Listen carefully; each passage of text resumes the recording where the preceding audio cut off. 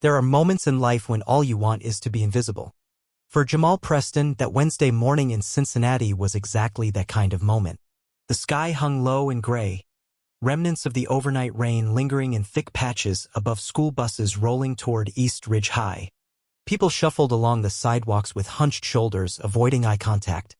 It was the kind of morning that begged to be over. Jamal stepped off the bus, his backpack pulled tight to his back. He didn't want to be noticed. He didn't want attention.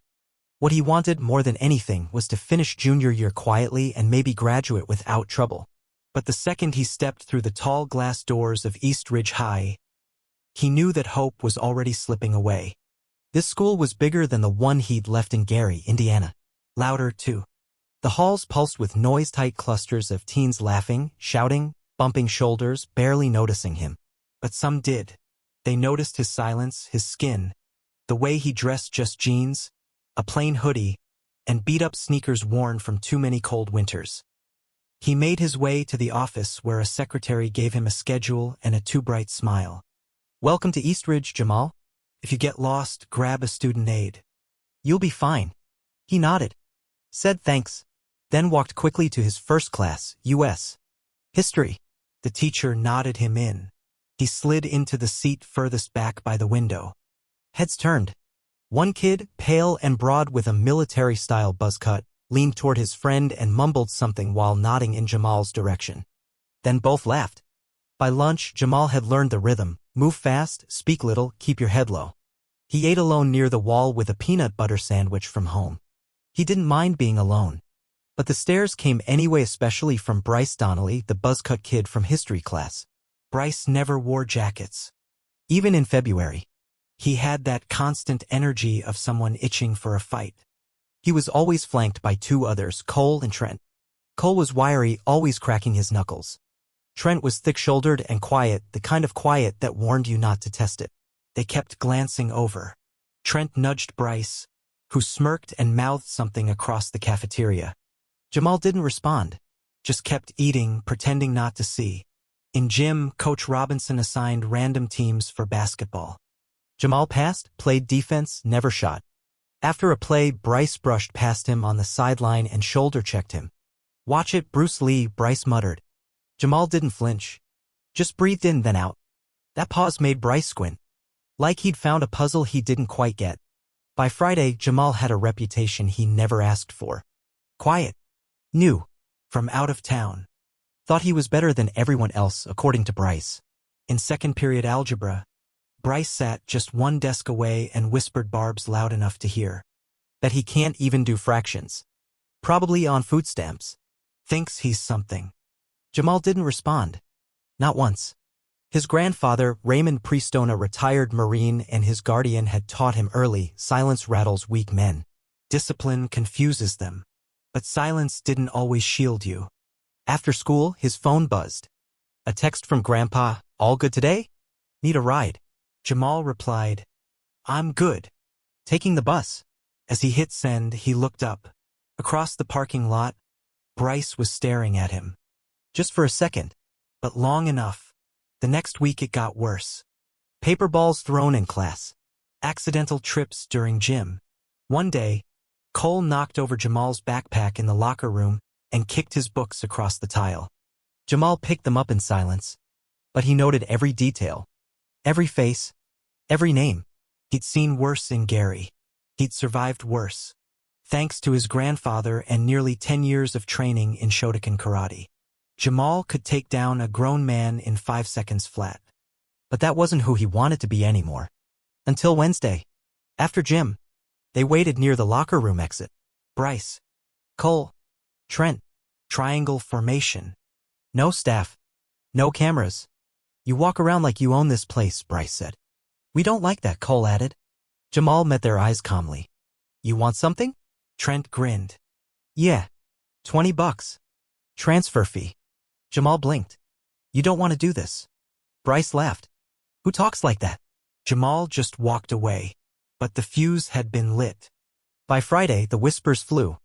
They were going to jump him after 7th period. No one knew who started it. But everyone knew. Jamal didn't change his routine. Packed up. Zipped his hoodie. But instead of heading for the buses, he walked behind the old gym. They were there. You sure you want to do this? Jamal asked. Bryce cracked his knuckles. Been waiting. I'm not here to fight, Jamal said. But I'm not handing you anything. Cole smirked.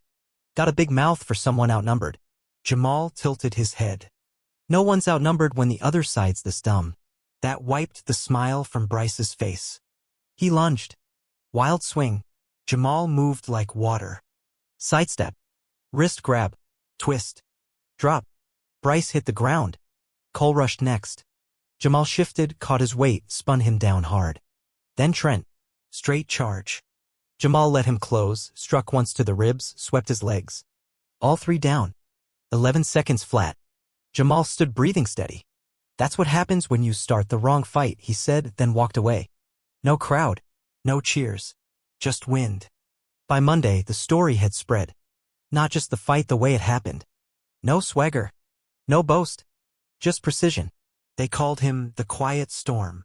Jamal hated it. Not because it wasn't true, but because it wasn't why he was there. Whispers followed him. Girls stared. Boys nodded. Even teachers noticed. Coach Robinson clapped him on the shoulder. Heard you handled yourself like a man. I tried, Jamal said. But not everyone applauded. Parents called in. Complaints about safety. The counselor, Ms. Nelson, called him in. Heard there was an incident, she said. Are you feeling safe? Jamal shrugged. I'm fine. People don't like when they find out they're not as tough as they thought. She didn't write that down. Just smiled tight. That afternoon, Jamal sat by the soccer field watching practice. A classmate, Elijah Ramos, sat beside him. Quiet kid, always sketching. You train somewhere? Elijah asked. Used to. What you did. That wasn't normal. You didn't even look angry. You just moved. Jamal smiled. It's not about looking tough. It's about knowing you could and choosing not to. Elijah nodded slowly. Can you teach me? Jamal paused. First lesson. You don't train to fight. You train so you don't have to. And just like that, Jamal wasn't alone anymore. By spring, things were different. Bullies didn't vanish. But kids stood taller, spoke louder. Elijah trained twice a week with Jamal. Then others joined. Word spread fast. But Jamal didn't teach punches. He taught breathing, balance, presence. Even Bryce showed up one day. Watched from the side. After practice, he walked up. Not here to start anything, he said. Thought you were soft.